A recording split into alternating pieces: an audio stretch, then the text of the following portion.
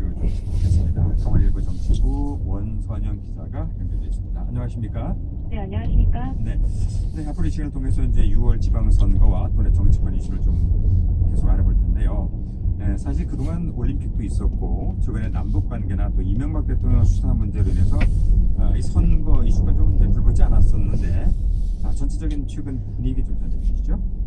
네, 선거일까지 이제 오늘 20일 기준으로 한 85일 정도가 남았거든요. 네. 조금씩 분위기가 달아오르는 시기이고요. 또 평창 올림픽과 패럴림픽까지 마무리가 됐기 때문에 앞으로는 선거 이슈가 좀 많이 부각될 것으로 보입니다. 물론 아직은 공천 작업에 들어간 정치권에만 해당되는 이야기인 것 같고요. 일반 유권자들의 관심은 사실 좀 여전히 저조한 것으로 보입니다. 네, 요즘에 뭐 아침에 출근하다 보면은 건널목이나 횡단보도에서 이제 이렇게 명함 주면서 인사하시는 분들 계시더라고요. 네네. 뭐 아직까지 선거 초반입니다만은 이제 유언비어라던가 흑색전전 같은 일부 과열 양상도 뭐 빚고 있다고 하는데 그렇습니까? 네, 지금 워낙 지역별로 여야 공천을 놓고 날카로운 신경전이 이어지고 있거든요. 네. 그래서 조금 조기에 과열 양상이 벌어지고 있는 것 같습니다. 최근에 문제가 됐던 지역은 속초 지역입니다. 이병선 속초시장은 허위 사실이 담긴 문자 메시지가 불특정 다수에게 유포됐다면서 네. 선거관리위원회와 경찰에 진정서와 고소장을 제출했는데요. 네. 해당 문자 메시지에는 이 시장의 잠재적 그 경쟁자죠. 또 속초시장 출마 예상자가 보낸 것으로 표시돼 있었고요. 네. 또 내용이 그 이 시장의 최측근이 각종 정권과 인사권에 개입하고 있다는 이런 내용이 담겨져 있는 것으로 알려졌습니다. 발송자로 지목된 당사자는 전혀 그런 사실이 없다면서 부인을 한 상태입니다. 또 다른 지역에서는 그 무소속 시장 후보의 출판 기념회에서 문제가 발생했는데요. 행사장에 등장한 유력 여당 정치인의 축전이 가짜라는 의혹이 제기됐습니다. 이런 의혹에 대해서도 역시 당사자는 허위 축전은 상식 박해이다 이렇게 부인하고 있습니다. 속초 사례를 이제 예를 들어서 말씀해 주셨는데, 근데 이게 그렇잖아요. 이게 유언비어, 흑색선전 이런 것은 하면 안 되는 게 나중에 당선이 되더라도 이런 것 때문에 당선 무효가 될 수 있잖아요.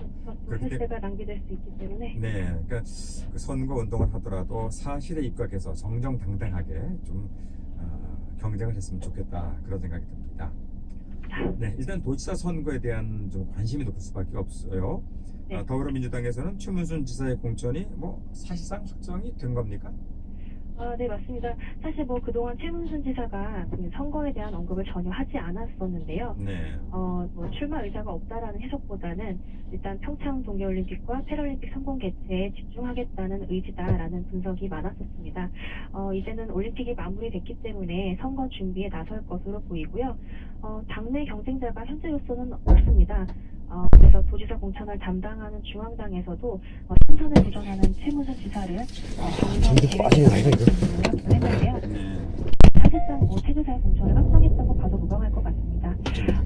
앞으로 공천 신청 등 그 형식적인 절차가 남아 있는데 도정에 부담을 주지 않는 선에서 움직임을 시작할 것으로 보입니다. 네. 근데 자유한국당에서는 뭐 전략 공천을 할지 경선을 할지 아직 정해지지 않았죠.